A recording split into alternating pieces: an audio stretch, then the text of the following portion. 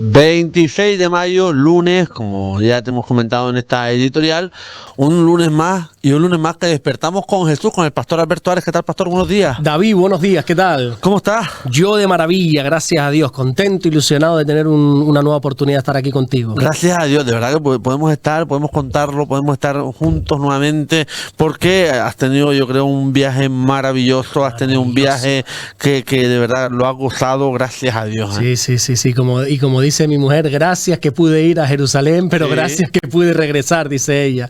No, fue un viaje muy bueno, un viaje soñado, aunque ya he ido, ¿no? Ya he ido alguna vez para Israel, pero llevaba intentando regresar durante los últimos años varias veces y siempre se complicaba.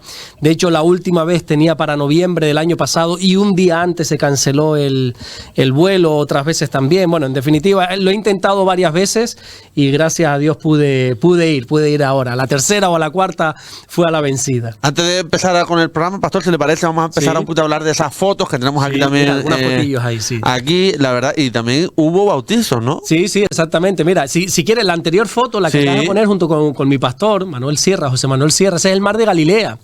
El mar donde Jesús caminó sobre las aguas, el mar donde se llevó a cabo la pesca milagrosa, el mar donde tantas historias nos cuenta la Biblia de tempestades que se levantaban. Y allí estuvimos paseando por una barca, un barco que nos recorrió el mar de Galilea. Fue un tiempo muy, pero que muy hermoso. La verdad que sí, fue un tiempo muy bonito ahí en Galilea. Luego eso es el río Jordán. No es exactamente donde Jesús se bautizó. Jesús se bautizó en el río Jordán. No es ahí, pero bueno, ahí en el río Jordán han preparado ese sitio como para bautizar. Ahí estamos mi pastor y yo bautizando. Creo que se bautizaron 5, 6 o 7 personas, no recuerdo ahora mismo. Pero fíjate en el color de las aguas, ¿verdad que no es un río muy limpio? No. Hay una historia en la Biblia cuando un hombre, un poderoso, quería ser sano, ¿verdad? Y uno de los profetas de la Biblia le dice, bueno, vete al río Jordán y zambúllete 7 veces. Y él dijo, ¿cómo al río Jordán? Habana y Farfar no son ríos más limpios que estos.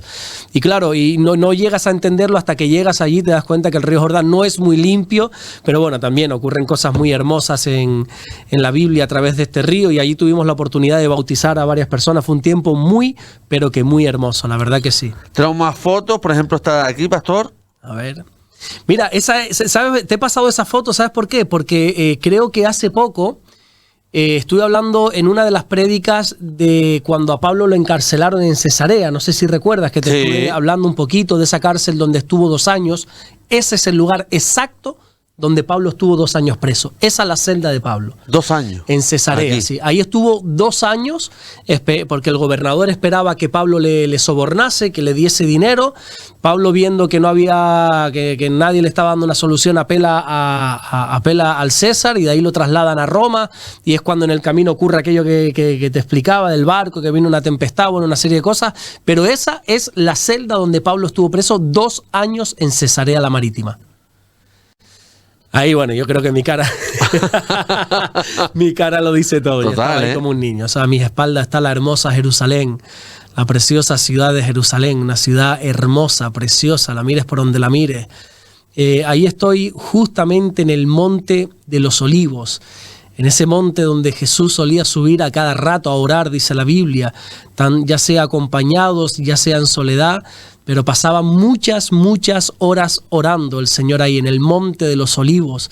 Es en ese monte cuando Jesús en una ocasión sube y dice la Biblia que mirando a Jerusalén se pone a llorar. Jerusalén, Jerusalén, cuánto he deseado el bien para ti, cuánto he deseado juntaros como la gallina junta sus polluelos, pero nada, no hay remedio con ustedes, decía el Señor. Y ahí lloraba y ahí se quebrantaba el Señor, probablemente mirando esas vistas, no esos edificios que son totalmente modernos, ¿verdad? Pero mirando esa geografía, esas montañas, ese valle, y ese es un lugar muy hermoso. Lo que tengo justo a mis espaldas, esa esplanada grande, es la esplanada del templo, donde estuvo el gran templo de Salomón, destruido por los babilónicos, que luego Esdras y Zorobabel lo volvieron a levantar, ese segundo templo, pero que ahora está en posesión de los árabes, de los musulmanes, y tienen esa mezquita, la mezquita de la cúpula dorada, pero ahí en esa esplanada grande es donde estuvo el gran templo de Salomón. La cúpula dorada, que es lo que se ve ahí detrás, ¿no? Exactamente, lo que está ahí, sí. Eso ahí. Otra de las fotos es esta de aquí. A ver, que yo, por ejemplo, le comentaba el otro día a una persona, digo, me parece que estábamos buscando a Wally. Buscando a Wally, sí, sí. Ahí estoy yo, en medio de tanta gente. Eso es el viernes pasado, que los judíos celebran el Sabbat. El Sabbat es el día de reposo, lo que para nosotros celebramos el domingo, ellos lo celebran el sábado. Mucha gente está confundida y piensa que Sabbat significa sábado. Sabbat significa reposo. Lo que pasa es que en la cultura hebrea, el día de reposo es el sábado. Para nosotros el día de reposo es el domingo, cuando descansamos, ¿verdad? Y entonces también el calendario de ellos es muy diferente al nuestro, porque para nosotros el día acaba a las 12 de la noche, para ellos no. Para ellos el día acaba y empieza a la caída del sol. Dice que cuando se puede ver la primera estrella, ahí cambia el día. Entonces el viernes por la tarde, en este caso coincidió que era las 7:30 más o menos, bastante tarde para lo normal, cayó, se recibía el Sabbat. Entonces todo el mundo iba, o todo el que pudiese iba ahí al Muro de los Lamentos, que no se llama así, pero bueno, nosotros lo conocemos así como el Muro Occidental, el Muro de las Lamentaciones, y ahí había una fiesta tremenda porque se estaba recibiendo el día de reposo, el día para glorificar y honrar a Dios. Y ahí estoy, en medio de cantidad de jóvenes, cantidad de judíos, luego por otra parte estaban los ortodoxos, ultraortodoxos, todos cantando, adorando y alabando a Dios, y fue un tiempo muy, pero que muy hermoso. Bueno, esta foto de aquí también, Pastor. Sí, en el Muro de los Lamentos. Ese fue el mismo viernes por la tarde-noche, sí, para que veas la cantidad de gente. Y eso es poco. Es verdad que esta vez sí, eso es poquita gente. La otra vez que fui, años atrás, había mucha más gente. Sí, es verdad que ahora el país, a ver cómo te lo explico. El país está, bueno, ahora te explico eso si quieres. Esta foto es el sitio más especial para mí, de todo Israel. Bueno, de todo el mundo en general. Eso es la tumba del Señor, ese es el sepulcro, esa puertita por donde está saliendo una persona con un vestido rojo, a mi derecha, ahí. Ese es el sepulcro de Jesús, donde metieron al Señor cuando los romanos lo mataron en aquella cruz. Un hombre valiente, José de Arimatea, pidió el cuerpo de Jesús y dice que tenía un sepulcro que nunca había sido utilizado. Y allí lo metió en esa cueva, que tienes una foto de cómo se ve por dentro, no sé si la puedes poner, el vídeo exactamente. Eso es lo que se ve dentro de ese sepulcro.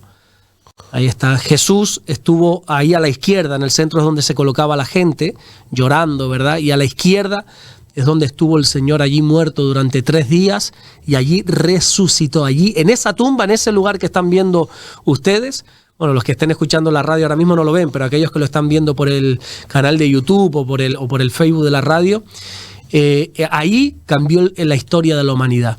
Allí resucitó el Señor y esa resurrección nos ha dado vida a nosotros.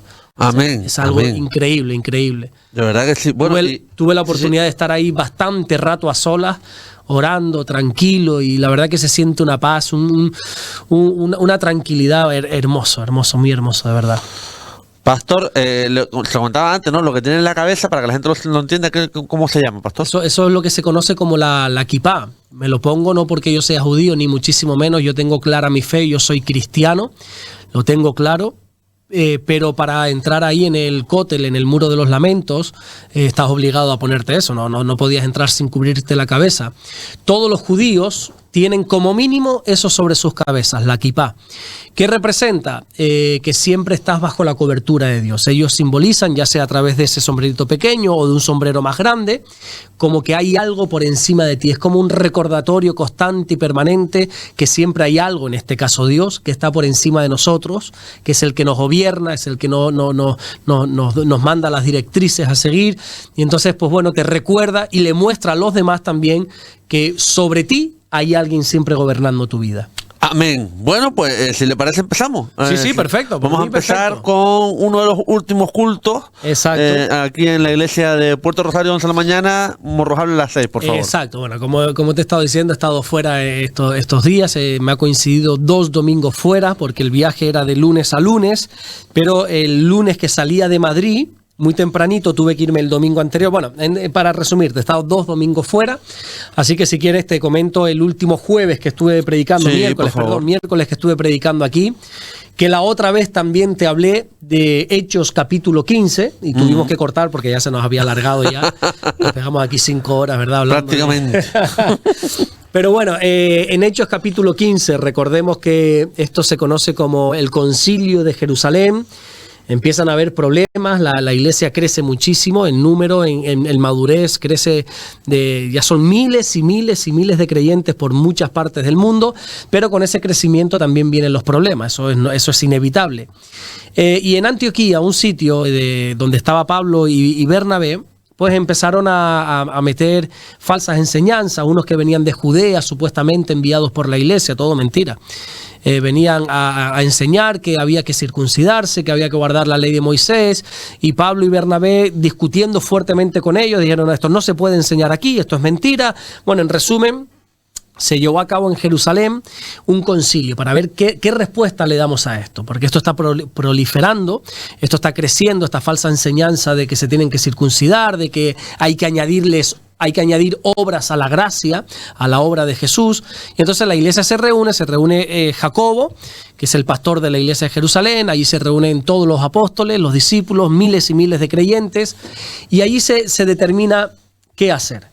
Y la determinación fue sencilla: que no se inquieta a los gentiles, que a los gentiles todo aquel que no es judío, no estéis poniendo cargas sobre ellos, no, ya Jesús ya lo hizo todo en la cruz, no hace falta circuncidarse, no hace falta guardar la ley, no hace falta nada, ya Jesús lo hizo todo, y eso es lo que se llama gracia.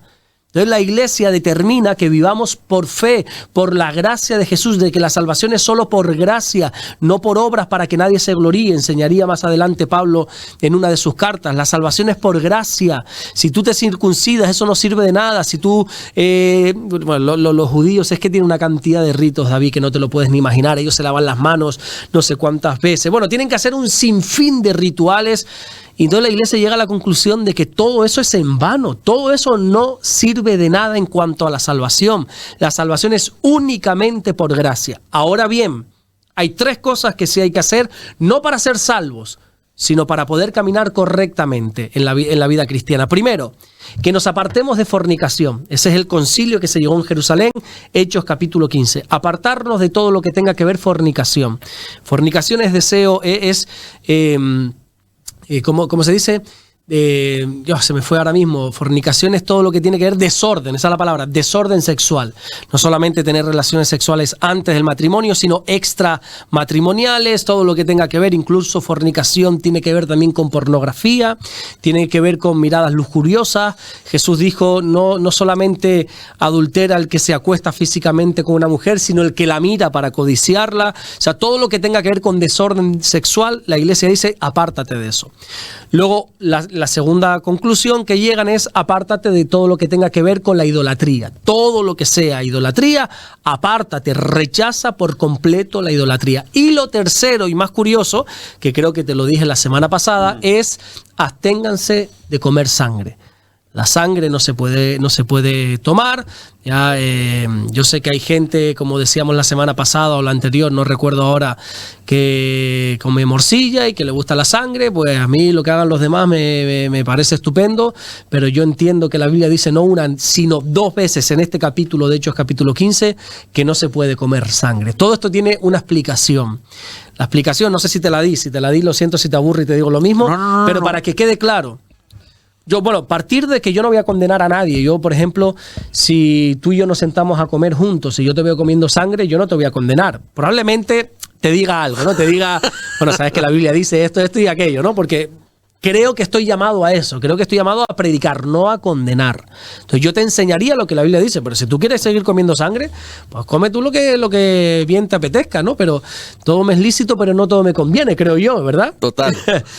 Porque yo sé que hay gente que me dice: es que yo no comparto eso, a mí me gusta la sangre. Pues chico, coma usted lo que quiera, no te preocupes, que por eso no te vas a ir al infierno. Ya te lo digo yo, si te comes una morcillita, no te vas a ir al infierno, pero creo que si Dios lo ha puesto en su palabra, por algo es. Y tiene una explicación, más allá de que sea pecado o no, eso es una bobería.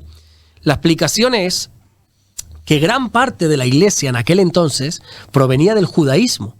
Igual que, por ejemplo, aquí en España podemos decir que todos, no todos, la gran mayoría de los que hoy somos cristianos seguramente provenimos del catolicismo. Muchos de nosotros tenemos raíces católicas. Nuestros padres nos educaron en el catolicismo. Muchos de nosotros, yo por ejemplo, hice la comunión. Siempre estuve interesado en las cosas de Dios. Yo desde pequeño he sabido que yo tengo algo con Dios y cómo Dios siempre me ha estado llamando y llevando, a pesar de que en un tiempo, en mi juventud, estuve caminando en el catolicismo. Todos provenimos de ahí. Y la iglesia primitiva, que así se le conoce, esta iglesia de Hechos capítulo 15, tenía sus orígenes en el judaísmo. No nos olvidemos que Jesús era judío. Jesús no era cristiano. Jesús no era católico, ni testigo de Jehová, ni nada. Jesús era judío. Eso lo tenemos que tener claro. Y vivió como judío. De hecho, en la Biblia, en alguna ocasión, se le llamaba a él Raboni, rabino, maestro. Era un maestro del judaísmo.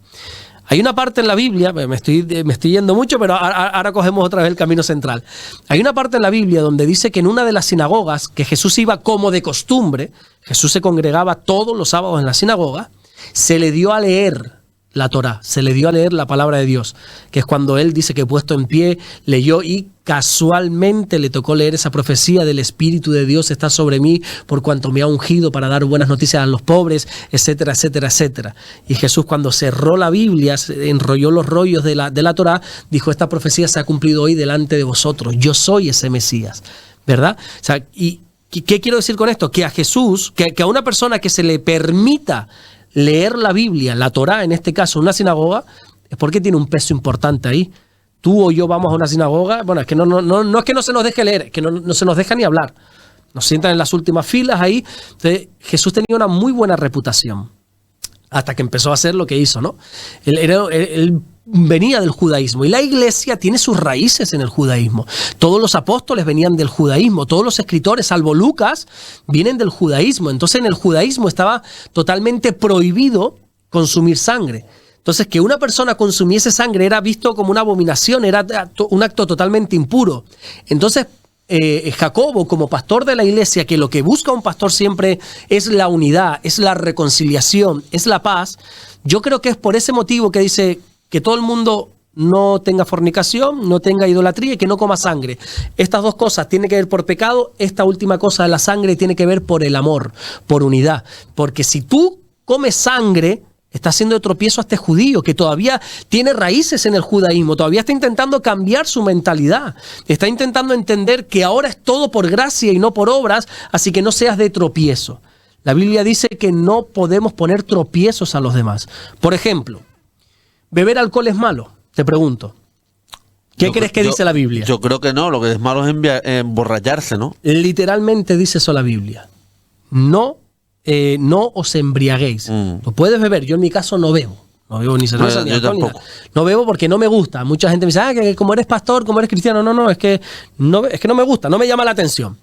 Pero la Biblia no prohíbe beber alcohol, lo que prohíbe es emborracharse. Ahora bien, Pablo nos dice en una de sus cartas, el apóstol Pablo, que si tú te sientas con una persona que sabes que su debilidad es el alcohol, no bebas alcohol.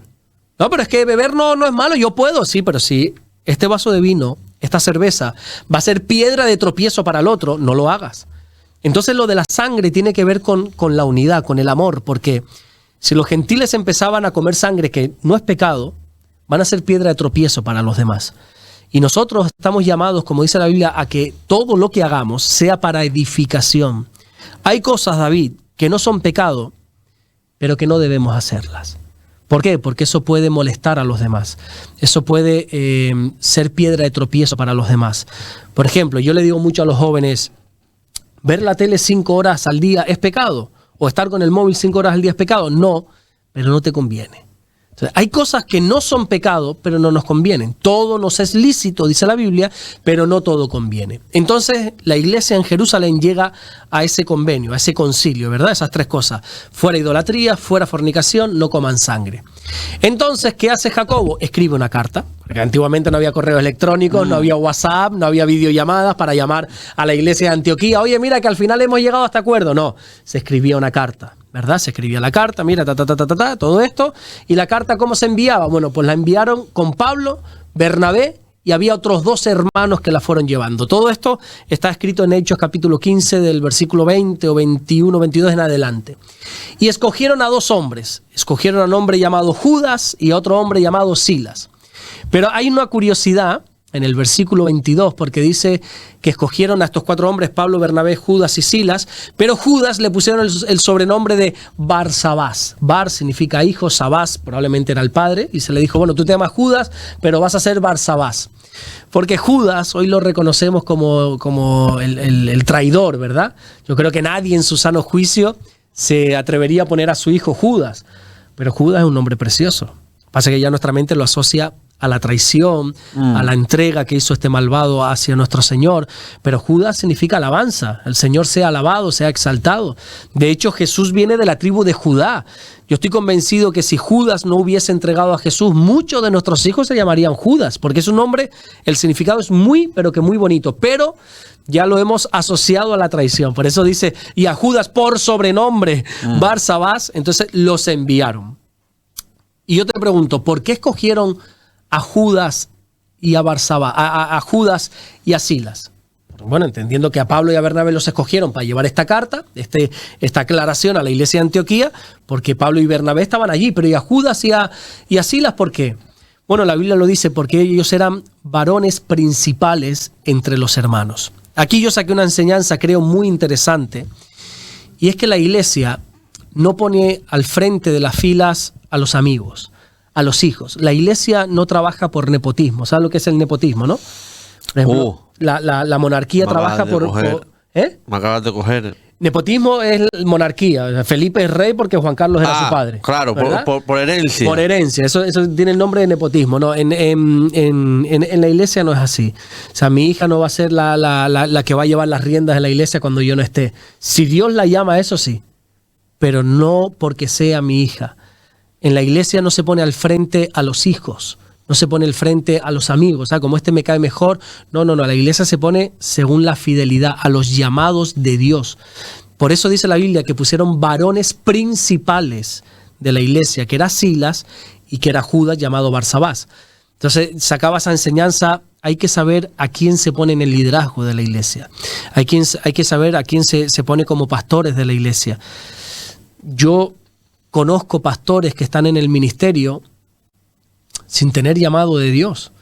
Y eso es muy triste, porque al final el pastorado es uno de los oficios, que así lo denomina la Biblia, donde si no tienes un llamado de Dios, este oficio acaba con tu vida, literalmente.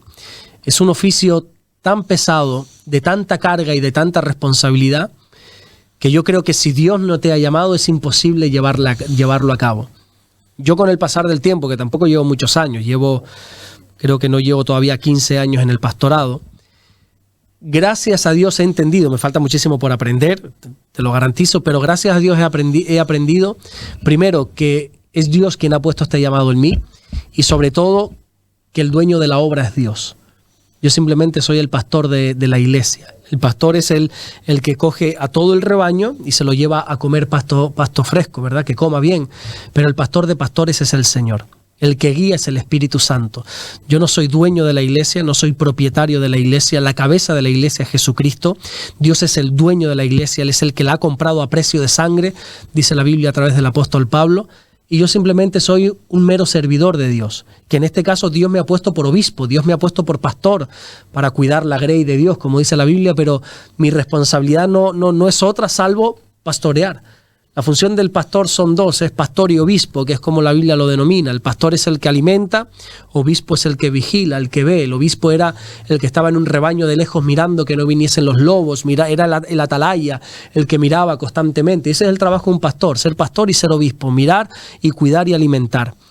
Ya está, la iglesia no es mía, yo no soy responsable, yo he de dar cuentas a Dios de las almas que Él me ha entregado, pero ya está. Entonces por eso te digo que tiene que ser un llamado de Dios, porque si no tienes un llamado de Dios, esto te consume.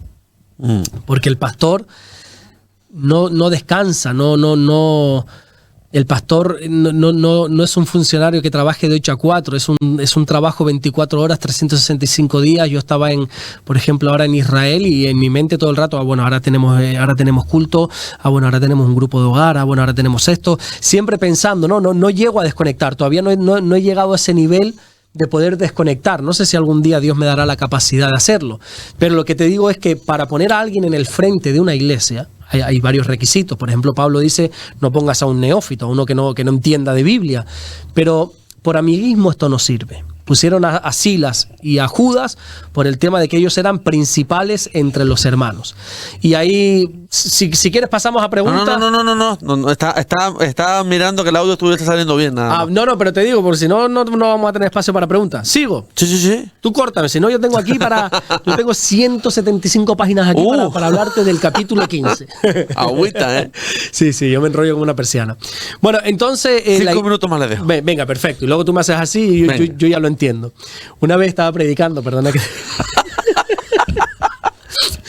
Hace años, así como 15 años lo menos, estaba predicando.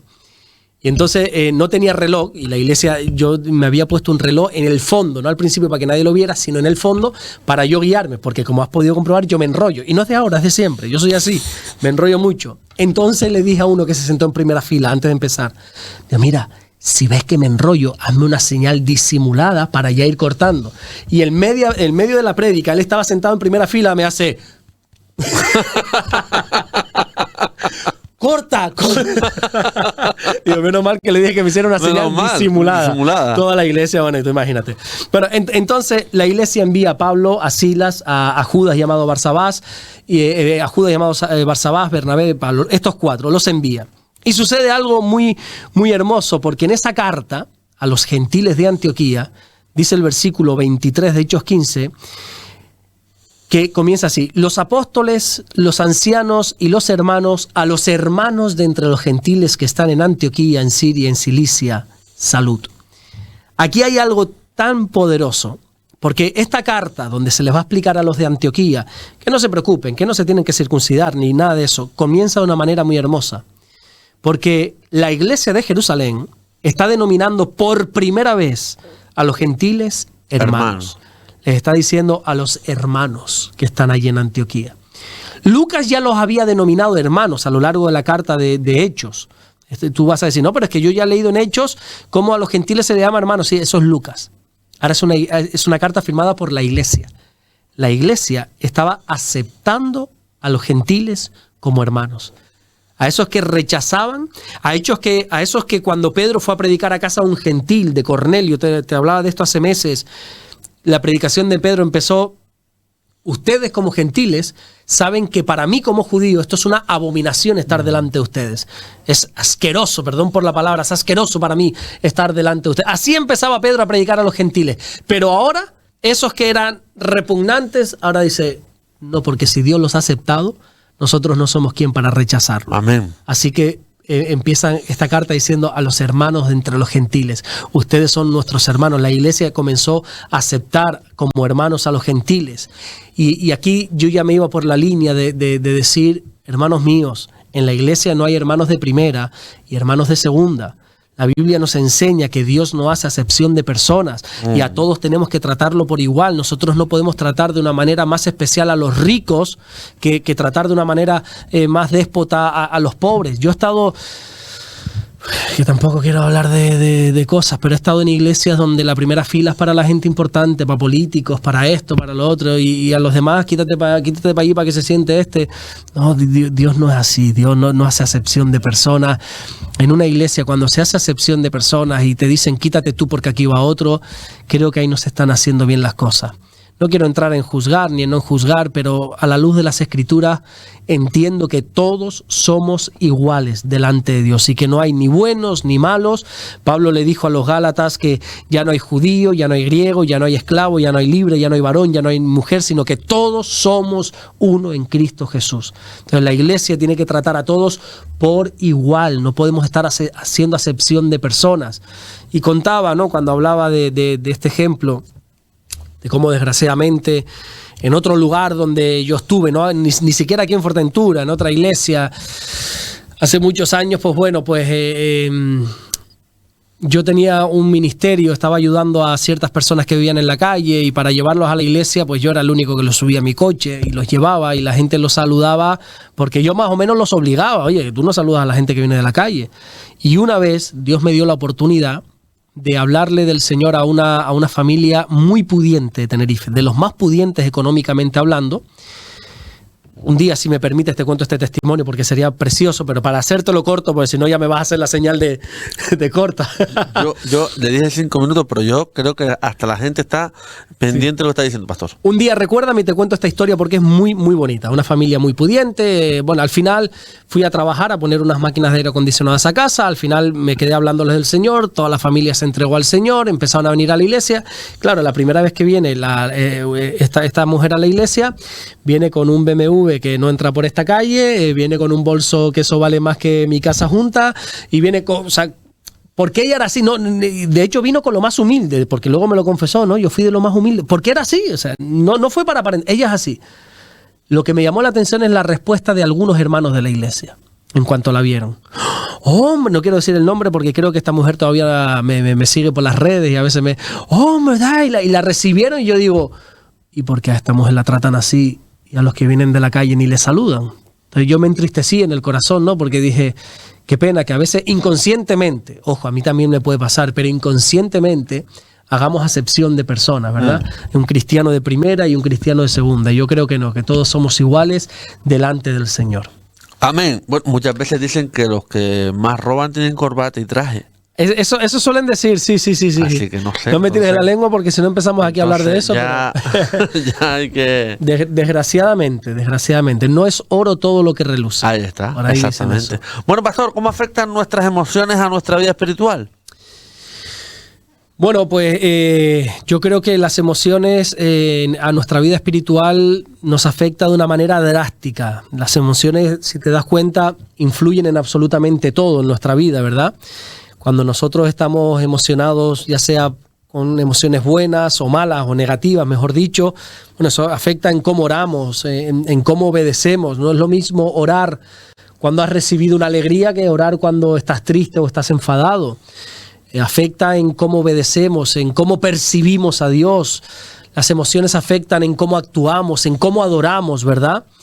Por ponerte un ejemplo, ese gran Elías que en el Monte Carmelo, que por cierto estuve ahí, si te puedo pasar algunas fotos del Monte Carmelo, el Valle Armagedón que se ve de ahí, algo precioso. Ese Elías que tuvo una victoria increíble, que estaba en la cúspide hablando espiritualmente cuando se llevó a cabo aquella adoración a Dios y eliminó toda la adoración al falso Dios de Baal. Dice que después se entristeció porque una mujer le amenazó, Jezabel le amenazó y entró en depresión. Y cómo cambió su manera de ver las cosas, incluso su oración. Y dice que en ese momento Elías se fue al desierto y escondido le dijo a Dios, basta, ya quítame la vida. Sabemos que que las emociones nos hacen cambiar en todo. Cómo hablamos, cómo nos comportamos, cómo oramos. Por eso tenemos que tener mucho cuidado en quién gobierna a quién. Si tú gobiernas las emociones, maravilloso, disfrútalas. Pero si son las emociones quien te gobierna a ti, eso es un problema. Nuestras emociones incluso pueden distorsionar la imagen de Dios. ¿Recuerdas esa foto que vimos ahora de Galilea, del mar de Galilea? Que se veía ahí como un plato, decimos aquí, muy tranquilito. Bueno, pues a veces entran ahí unas tempestades, unas olas fuertes. Y en una de esas tempestades, los discípulos estaban en medio del mar de Galilea y vienen unas tempestades tan fuertes que el Señor acude a ellos para rescatarlos y no se le ocurre otra genialidad que venir caminando sobre las aguas. Así es el Señor, nos va a sorprender siempre. Y Pedro, que está en un momento de miedo, en un momento asustado, con la emoción del miedo sobre su vida, muy asustado, dice que lo confunde con un fantasma. Bueno, Pedro y los discípulos, pensando que era un fantasma, no reconocieron a Jesús. Con esto te quiero decir que nuestras emociones pueden distorsionar la imagen que tenemos de Dios. Puede hacernos entender que Dios no está de nuestra parte o que Dios no está cuando siempre ha estado. Por ejemplo, Marta y María, la hermana de Lázaro, cuando muere Lázaro y Jesús se aparece a los pocos días ahí, le dijeron, si hubieses estado aquí, mi hermano no hubiese muerto. Claro, estaban en una emoción de tristeza, estaban embriagadas de dolor, estaban tristes, su hermano acaba de morir y el Señor le dijo, pero yo no te he dicho que si crees verás la gloria de Dios. Yo no te he dicho que tu hermano no va a morir, sino que va a resucitar. Pero ese dolor les hizo creer que Dios no estaba ahí. Entonces tenemos que tener mucho cuidado con las emociones. La Biblia dice, sobre toda cosa guardada, guarda tu corazón. Porque de él mana la vida. Porque de él mana la vida, mira cómo lo sabe exactamente. Y ese es un versículo que se puede interpretar de dos maneras y las dos correctas. Me explico. Guarda tu corazón porque de él mana la vida. Está hablando de tu corazón físico. De nuestro corazón mana la vida, ¿verdad? Bombea la vida. Si nuestro corazón se para, se acabó lo que se daba, ¿verdad? Y punto. Puedes tener una muerte cerebral, puedes perder varias partes del cuerpo, y aún así seguir, entre comillas, viviendo. Pero si se te para el corazón, amigo, ahí ya está. Ahí no hay más. Ahí se acabaron tus días aquí en la tierra. Entonces, la Biblia dice, guarda tu corazón porque de él mana la vida, de él brota, de él fluye la vida. Pero también el corazón hace referencia a nuestra alma. Ese alma que del alma brota nuestra vida. Nosotros somos un reflejo de nuestra alma. Y la ley dice, controla tu corazón. Guárdalo. Sobre toda cosa guardada. Hay muchas cosas que guardar en esta vida. Pero sobre toda cosa, guarda tu corazón porque de él mana la vida. Controla las emociones, que no afecten tu vida. Y uno tiene que tener mucho cuidado y tiene que tener totalmente controladas las emociones porque nos pueden hacer pasar por muy malas jugadas. Pastor, el papel del Espíritu Santo en el control de las emociones, ¿qué papel juega? Bueno, un papel crucial. O sea, sin el Espíritu Santo yo creo que estamos vendidos, como decía Pablo, vendidos a la ley del pecado. O sea, mi carne está vendida literalmente. Voy preso a la ley del pecado, decía Pablo en Romanos capítulo 7.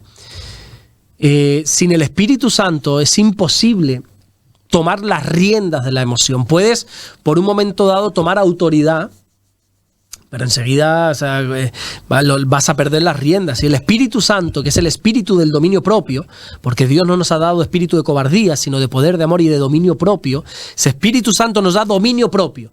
Nos da las riendas de ese caballo para que si el caballo se quiere descontrolar, ¿dónde vas, caballo desbocado? ¿Verdad? Y ese Espíritu Santo, esa gloriosa persona del Espíritu Santo nos ayuda en el momento del enfado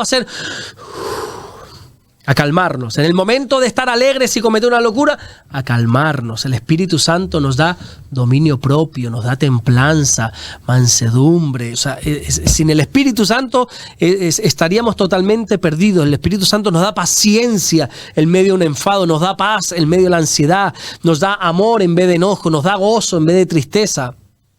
Incluso, dice la Biblia, ahora no recuerdo la cita, que el Espíritu Santo nos ayuda en cómo en nuestras peticiones, porque nosotros no sabemos cómo pedir y el Espíritu Santo intercede por nosotros. Él nos ayuda constantemente, nos lleva, nos guía hacia toda verdad. Yo creo que nosotros dependemos 100% del precioso Espíritu Santo para poder controlar nuestras emociones. Amén. Oiga, pastor, otra de las preguntas que tengo por aquí anotadas. ¿Se puede tener fe y al mismo tiempo sentirse emocionalmente débil? Sí, totalmente. La fe no tiene nada que ver con el estado de ánimo, aunque la fe te ayuda a tener un buen estado de ánimo. Pero se puede estar débil físicamente y emocionalmente, y fíjate lo que te digo, y espiritualmente débil y seguir siendo un hombre de fe. Yo creo que Jesús es el claro ejemplo de esto, ¿verdad? Jesús, que es el autor, dice Hebreos capítulo 12, autor y consumador de la fe. No es que Jesús tuviese fe, Él es el autor de la fe, Él es el creador de la fe. Jesús es la fe. Nosotros tenemos fe en Jesús. Yo no tengo fe en otras cosas, sino en Jesús. Y Jesús, siendo el autor y el consumador de la fe, Él en el huerto del Getsemaní dijo, mi alma está muy triste hasta la muerte. Él se encontró débil, estaba triste hasta la muerte, estaba en agonía. Tanto es así que ya te lo he explicado, como sudó sangre, ¿verdad? Pero siguió siendo un hombre de fe. David, el rey David lo presenta la Biblia como un hombre conforme al corazón de Dios, un hombre sin duda. Si alguien tenía fe en la Biblia, aparte de nuestro Señor Jesucristo, lógicamente, era David, esa visión que tenía de conquistar, esa fe siempre en Dios. David era ese muchachito que cuando un gigante tenía atemorizado a todo un ejército, él salió con una piedra a batallarlo. No es con espada, no es con jabalina, esto es en el nombre del Señor, y le tira la piedra y lo tira. O sea, un hombre de fe. Pero en un momento dado, él sentía, dice uno de los salmos, que su corazón desfallecía. Así que, por lo tanto, se puede tener fe y al mismo tiempo estar débil. Porque la fe, David, no niega el dolor. Nosotros podemos tener fe y al mismo tiempo sentirnos mal. Y Dios no nos va a rechazar por eso. Alguien dijo que la fe madura no es la que no llora, sino la que sigue creyendo mientras llora. Eso es la fe. Puedo estar mal, pero sigo creyendo. Hay un pastor, en Estados Unidos, no recuerdo en qué sitio exactamente, es latino, que perdió a su esposa, siendo pastor y todo, ¿eh? Además la mujer era una guerrera en el evangelio, y perdió a su esposa y él siguió ministrando, él siguió predicando. Desconozco si se tomó algunas semanas, me imagino, no lo sé, no te puedo decir porque no lo sé. Pero sé que al tiempo le hicieron una entrevista y le dijeron, oye, ¿cómo es posible que toda tu vida con tu esposa, que la hayas perdido? Encima fue de una manera muy, muy difícil porque entró en una enfermedad, si no recuerdo mal, no sé si fue un cáncer, no fue, bueno, fue una enfermedad muy agónica de varios meses. Dice, oye, y sigues aquí al pie del cañón, sigues predicando, sigues haciendo todo lo que haces para el Señor. ¿Y qué pasa? Que tú no lloras, no estás triste. Dice, yo estoy roto por dentro, decía él. Yo estoy llorando todo el rato. Y mientras oro, lloro, decía él. Y mientras estoy comiendo, estoy llorando. Y mientras estoy predicando, más de una vez me sale una lágrima. Pero sigo teniendo fe y sigo sirviendo al Señor. Y mientras hago todas mis ocupaciones diarias, mi corazón está quebrado, estoy débil espiritualmente, pero sigo confiando en el Señor. Y eso es un ejemplo, ¿no?, que te quería poner, un ejemplo vivo de cómo se puede estar débil, pero tener fe. Hay veces que la vida, Dios y la vida nos pone situaciones muy difíciles, pruebas, y muy difíciles y muy tristes. Perder a un ser querido, un divorcio, cosas muy difíciles, y nos derrumbamos, pero seguimos teniendo fe. Porque el justo por fe caminará, no por vista, caminamos por fe. Amén. Pastor, ¿cómo define la Biblia un buen ser humano? Bueno, pues a lo mejor te hace gracia lo que dice la Biblia sobre un buen ser humano, porque dice la Biblia, no hay justo ni aún uno. No hay una sola persona buena sobre la faz de la tierra. Solo Dios. Solo Jesucristo es bueno. Alguien se acercó a Jesús y le dijo, maestro bueno. No recuerdo qué haré para heredar la vida eterna. Creo que fue un joven rico. Y Jesús le dijo, ¿por qué me llamas bueno? Si no hay nadie bueno salvo uno, Dios. No hay nadie bueno, David. Por ahí tenemos que partir. ¿Por qué? Porque todos nacemos con algo que la Biblia denomina la carne, la vieja naturaleza, la naturaleza de pecado. Todos, como Pablo explica, que te decía ahora en Romanos capítulo 7, todos estamos vendidos a la ley del pecado.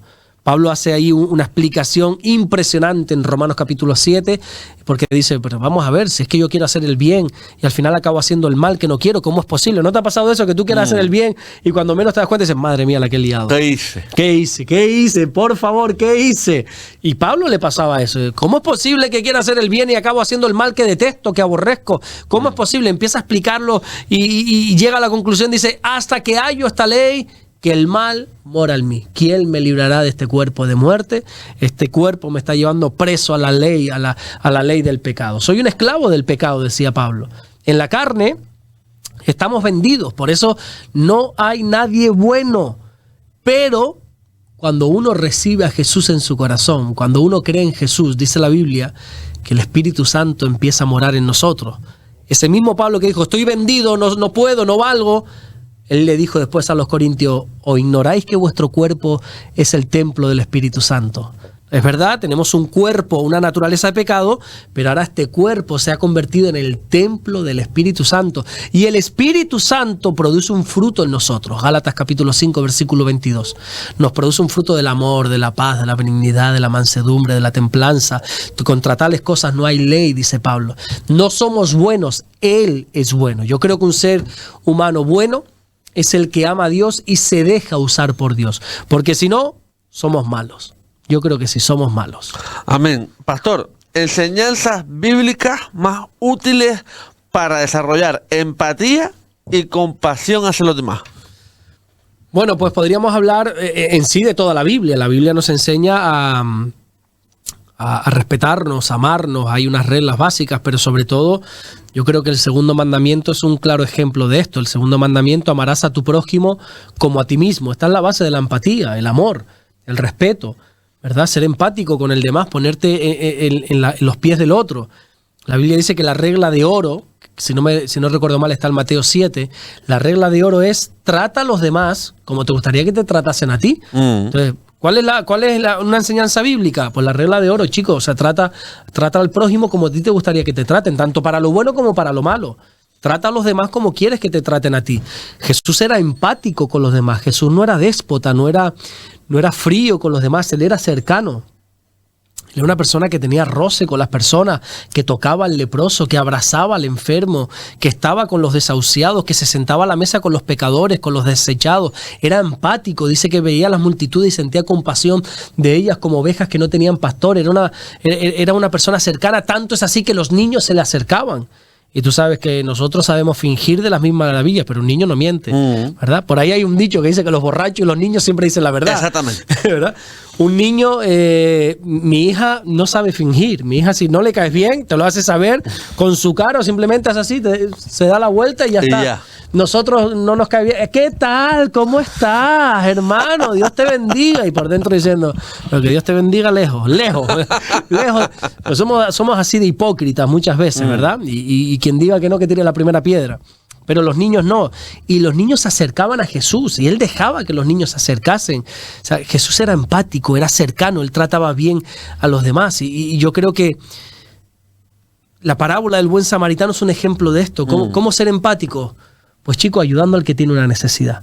Quizá no tienes todos los medios para ayudar, pero puedes estar ahí. Hace tiempo fui a visitar a una persona que había, no recuerdo mal, sé que estaba pasando por un momento difícil, tampoco quiero inventarme una historia aquí. No sé si se había muerto un familiar o algo. Bueno, fui a visitar y estaba por el camino diciéndole, ¿y qué le digo yo a esta persona ahora? Y buscando y orando, ¿no? Orando, Señor, ¿y qué le digo yo? ¿Y qué le digo yo? ¿Y qué le digo yo? Y que no me venía ninguna palabra. Y mira que yo más o menos siempre tengo ahí algún versiculillo que me salgo de, ¿verdad? No me venía ninguna palabra y cuando llegué allí me di cuenta que mi función no era decir nada, sino simplemente estar, acompañar. Y ahí entendí que Dios me llevó simplemente a estar. Y a veces ser empático simplemente es estar, llorar con el que llora, como dice la Biblia. Y el buen samaritano es el ejemplo, porque el buen samaritano es esa persona que pasa y ve a una persona necesitada en el camino y lo ayuda y lo recoge y le monta en su cabalgadura y lo sana y le cura y paga sus gastos y está a su lado y lo acompaña. Y eso es ser empático, la misericordia hacia los demás. Amén. Pastor, ¿cómo puede la lectura diaria de la Biblia, evidentemente, transformar nuestro carácter? Y no de la Biblia. Yo creo que una persona que lee es una persona que tiene un carácter, que se le imprime un carácter. Ahora bien, si ya leemos la Biblia, ya es el colmo de los colmos, ya son la gran maravilla, ¿verdad? Una persona que lee la Biblia, su vida es transformada por completo. Ahora desgloso esto, pero hay que leerla con la revelación del Espíritu Santo. Mucha gente que la lee ya no tiene esa revelación y que no entiende y se la puede leer 80 millones de veces que no entiende. Por eso digo, hay que leerla bajo la revelación de Dios. La palabra de Dios dice que es viva, es eficaz. Alguien dijo en el pasado, hay un autor de hace siglos que dijo que la Biblia es el único libro que tú puedes leer que siempre su autor está presente a tu lado. Muy bonito eso. Tú puedes leer un libro y yo me leo muchos libros de autores que, bueno, o que todavía están vivos o que ya han muerto y te lo lees y una historia más. No, la Biblia no es una historia más. La Biblia es el libro de los libros. La Biblia es viva, es eficaz. La Biblia tiene el poder de transformarnos de dentro hacia afuera. La Biblia, cuando es lanzada, cuando es predicada, cuando es leída, tiene el poder de sanarnos, de sacarnos de toda ruina, dice la Biblia. Salmo 119, versículo 9 dice, ¿con qué limpiará el joven su camino? Con guardar la palabra. Cuando nosotros guardamos, la leemos, la Biblia, nos ayuda a no pecarnos, por lo menos nos ayuda a no pecar. Dios le dijo a Josué, nunca se apartará de tu boca este libro de la ley, sino que de día y de noche meditarás en él para que guardes y hagas conforme a todo lo que en él está escrito, porque entonces harás prosperar tu camino y todo te saldrá bien. Fíjate si te cambia leer la Biblia. Cuando este libro lo tienes todo el día en tu boca, meditando día y noche, hablándolo, harás prosperar tu camino y todo te saldrá bien, porque la Biblia es una lámpara que nos alumbra en medio de esta generación perversa y maligna, dice Pablo, si no recuerdo mal, a los filipenses. En un mundo oscuro necesitamos una lámpara, y en este caso es la Biblia. Y cuando tú la lees todos los días, Jesús dijo, en Juan capítulo 17, ya vosotros estáis limpios por la palabra que os he hablado. La Biblia nos limpia. Cada vez que la leemos, David, nos santifica. La Biblia es como un espejo que tú vas, la lees y te reflejas y te ayuda a limpiarte, te ayuda a purificarte, te ayuda a santificarte. El espíritu de la Biblia, el Espíritu Santo es el espíritu que te transforma. Por eso Yo te decía hace un par de semanas, tienes que leerla todos los días. Y de aquí animo a todos los que nos escuchan, lean la Biblia. Es que no la entiendo. Aunque no la entiendas, léela, porque eso es alimento para tu alma. Es como la comida que no te gusta, que aunque no te guste, te está nutriendo. Tú lee la Biblia, que el Espíritu de Dios te va a ir instruyendo, te va a ir enseñando, pero léela todos los días.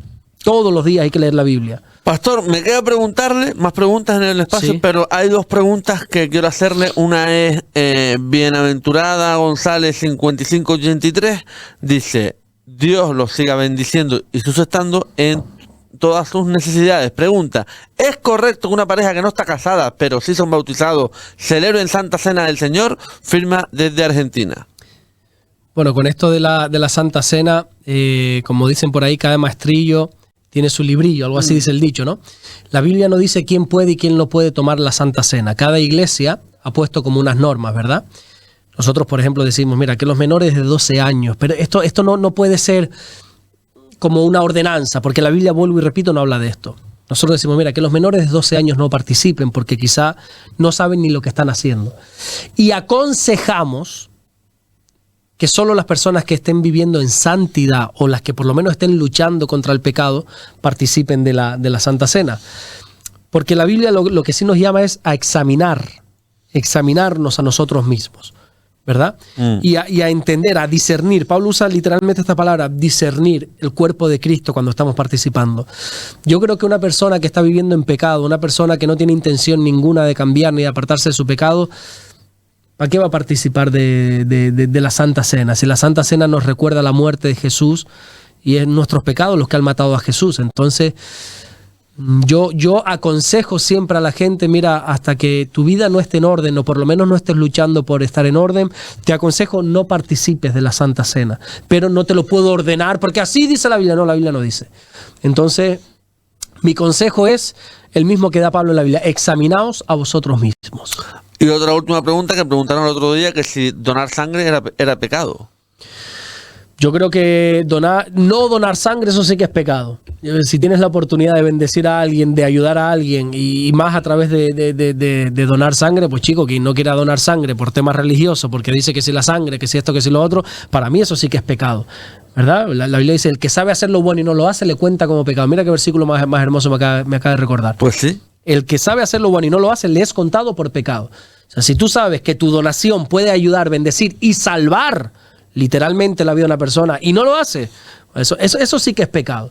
Yo creo que esa pregunta tiene que ver, puede ser, por el tema de las creencias de otras religiones, pues, llámese Testigos de Jehová, otras que no hacen transfusiones de sangre y nada de esto.